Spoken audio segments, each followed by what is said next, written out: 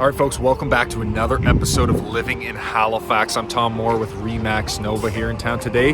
We're doing a comparison of Halifax versus Toronto and where you should live. Now, we've got 8 criteria, so stay tuned. I hope you enjoy.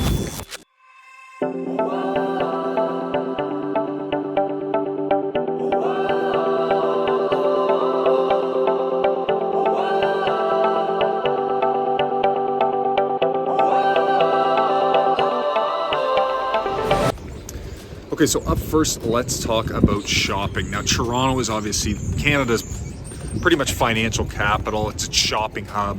They have all the high-class boutique brands that you'd find in any major city around the world.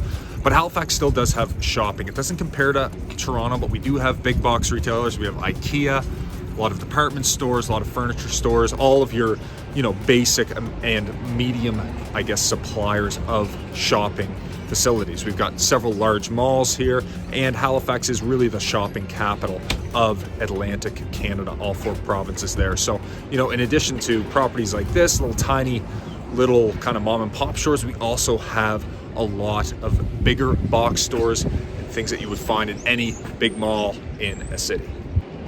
All right, so let's talk about healthcare. Now, obviously, Toronto is a much bigger city with many more hospitals and many more specialties within those hospitals, so they are going to take the cake overall. However, Halifax is, again, the maritime hub for a lot of things, including the healthcare system. So I'm standing in front of the IWK, which is the large children's hospital that services all of the maritime region. We also have the Victoria General and some other hospitals within there for research, special procedures and whatnot. So you should be able to get any of the work that you're needed done here. When it comes to kind of the family doctor side of healthcare, Halifax, like a lot of Canadian cities and Toronto included, we're having a bit of a shortage on the doctors. Now, I can't speak to exactly who has it worse off, but it's something to definitely consider. So overall, Toronto wins this round in terms of having better healthcare. All right, education is our next criteria. Now, Toronto obviously is a large city, so it's going to have universities like Ryerson, York, U of T, OCAD for the arts, but Halifax really punches above its weight here. We have about 7 universities and colleges covering everything under the sun in terms of education. Obviously, specialties in ocean studies are here as well, but you have law, dentistry, doctor, you have all kinds of undergraduate degrees, language programs here in Halifax, and then obviously your trade school. So overall, Halifax takes the cake here. All right, so housing is a bit of a dynamic topic. When we're looking at the average prices in Halifax, it's hovering around $484,000. That's of February 2023. And for Toronto, it's hovering right around 1.1 million. So obviously the houses are quite a bit more affordable out here. Now, if you're one of the individuals who's thinking about potentially renting, that may be a bit of a different story. Our inventory is incredibly tight here. We have very high rental rates as well. So this is something that you should do a little bit more research on in terms of if you are going to be renting, you want to make sure that you have all your ducks in a row before you show up in Halifax. However, at the end of the day, when it comes to housing, you're going to get a lot more house for a lot less money here in Halifax and have something that for a comparable price is much more expensive in Toronto. So Halifax takes the cake on housing.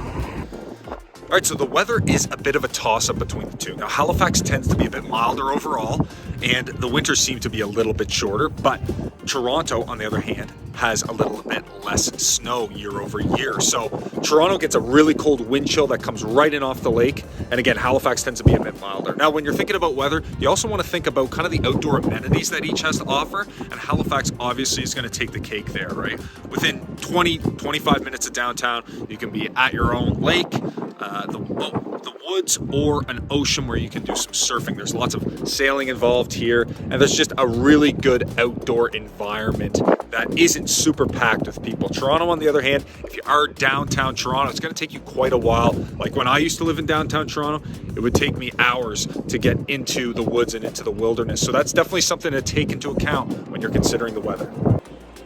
When speaking of employment between Halifax and Toronto, they're going to vary pretty significantly. Toronto is the financial hub of the country and has national headquarters for tons of different companies. Now, Halifax, on the other hand, tends to be very heavy in terms of military positions as well as applications out here, and then they're supporting companies. But you also have obviously the Nova Scotia government systems right here in Halifax, and you have other things like offshore companies which are using Halifax's really strong education base, as well as what tends to be a bit of a lower cost of living compared to Toronto. And then you have other aspects like the ocean and a very recently announced project. It's very exciting, and this is basically going to position Nova Scotia as an energy provider to certain parts of Europe due to some of the infrastructure that has already been here. So this will be occurring slightly outside of Halifax, up near Cape Breton, but this is a new development which is likely going to position Halifax very strongly in terms of providing energy jobs for shift workers nearby. All right, let's talk about transit and transportation. Now, this is another bit of a toss-up.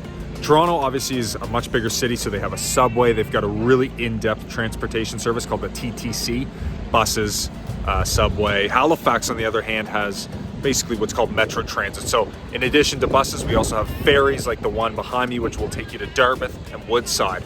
Now, the caveat to that is, although obviously Toronto has a much more in-depth transportation system, the commute times are considered to be much shorter here in Halifax. I used to have friends that would commute for almost 2 hours one way in Toronto, and in Halifax, you know, an hour commute is considered incredibly long. So really, depending on where you wind up in the city, Halifax has a much shorter commute schedule, but at the same time, Toronto's going to have a much more in-depth transportation system.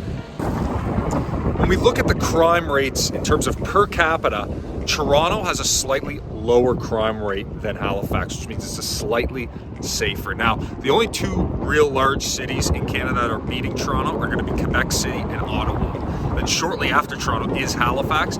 Then you get Vancouver, Calgary, Edmonton, Regina, not in that order, but you get a lot of other larger city centers. So when we are looking at crime rate as a per capita, Toronto is going to be a little safer. However, Halifax is a smaller city, and it does have a very safe feel about it. I mean, you're pretty much safe. I've been living here my whole life, going anywhere at any time of day and almost any time of night. So, you know, Halifax, if you come here, you're going to still feel that safety when looking at the city as a whole.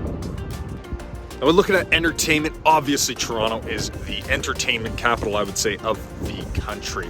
However, Halifax still does have a lot of entertainment resources, I guess you can call it. Halifax is a very musical city.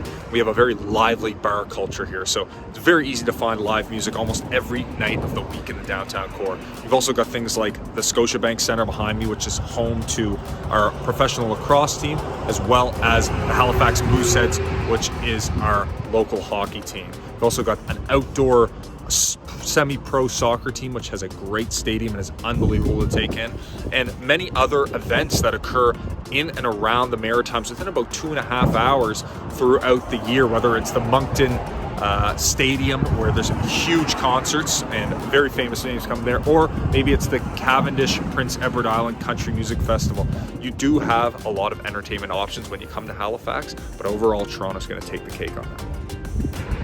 Well, I hope you folks enjoyed this episode on living in Halifax. Again, when you're taking this information into account, remind yourself that Toronto is a much larger city than Halifax, so in a lot of cases, of course, it's going to beat Halifax. However, for the more specific questions in regards to what Halifax has to offer, you can always reach out to me. I really love it when people from away reach out to me and ask me questions about this awesome city. So once again, I'm Tom Moore. I work with Remax Nova in Halifax, and if you are thinking about making a move here, then I'd love to help you out. So have a great day.